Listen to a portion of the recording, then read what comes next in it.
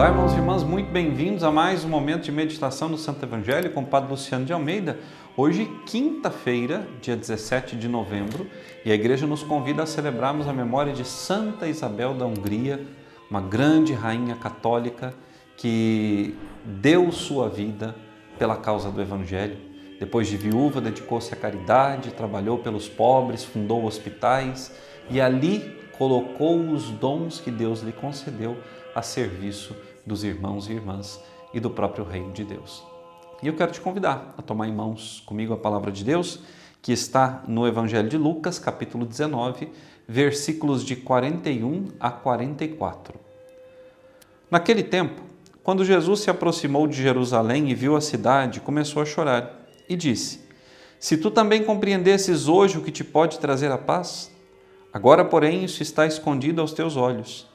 Dias virão em que os inimigos farão trincheiras contra ti e te cercarão de todos os lados.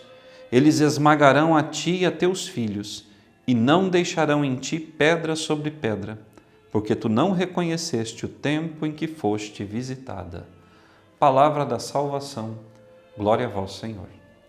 Vejam, meus irmãos e minhas irmãs, quando nós olhamos essa cena de Jesus que chora por Jerusalém, nós podemos imediatamente transportar-nos para essa cena, colocarmos-nos diante dos olhos do Senhor e perceber que o Senhor também chora por nós. E por que o Senhor chora por nós?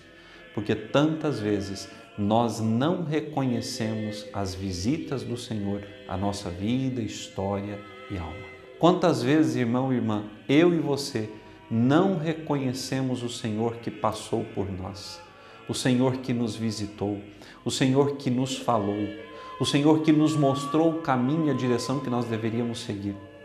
Quantas vezes insistimos em dar passos em caminhos que não são do agrado de Deus? Quantas vezes fechamos os nossos ouvidos e os nossos olhos às palavras e aos apontamentos do Senhor? O Senhor chora cada vez que nós pecamos.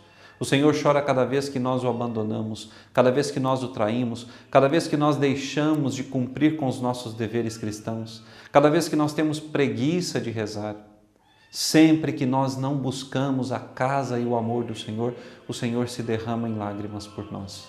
Vejam como o nosso Deus é bom, como o nosso Deus é amoroso, como o nosso Deus é querido, compassivo e misericordioso. Apesar de todas as nossas fraquezas, de todas as nossas misérias, do pecado que muitas vezes ofusca a nossa visão, o Senhor ainda, amando-nos, chora por nós. Quantas vezes, eu quero te fazer essa pergunta, quantas vezes você já fez a sua mãe e o seu pai chorarem? Qual foi o sentimento, se você conseguiu essa façanha, qual foi o sentimento que brotou do teu coração?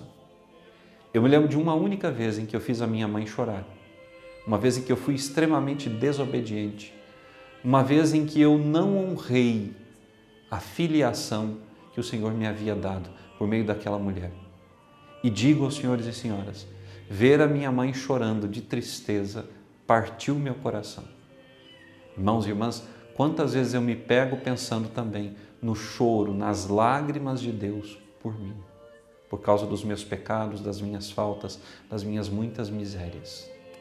Eu te convido hoje a pensar nisso, no quanto Deus chora por cada um de nós, cada vez que nós nos afastamos do seu caminho, sempre que nós deixamos de lado a sua palavra, pelas muitas vezes que nós fechamos os nossos ouvidos e o coração aos apelos do Senhor. Santa Isabel, essa grande rainha, não fechou seu coração e seus ouvidos aos apelos do Senhor. Podia ter ficado tranquila no seu lugar de sempre, no seu status social, mas não. Saiu de si mesma, imitando os passos de São Francisco, foi ao encontro dos mais necessitados. Fez-se pobre para os pobres. Fez-se o rosto misericordioso de Deus para os sofredores.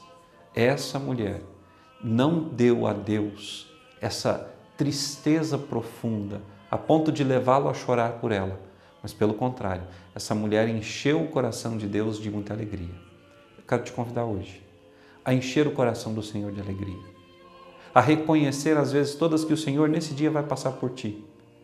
Pedir ao Senhor a graça de que você seja fiel para fazê-lo chorar e, se o fizer, que seja de alegria. Que Deus te abençoe e até amanhã.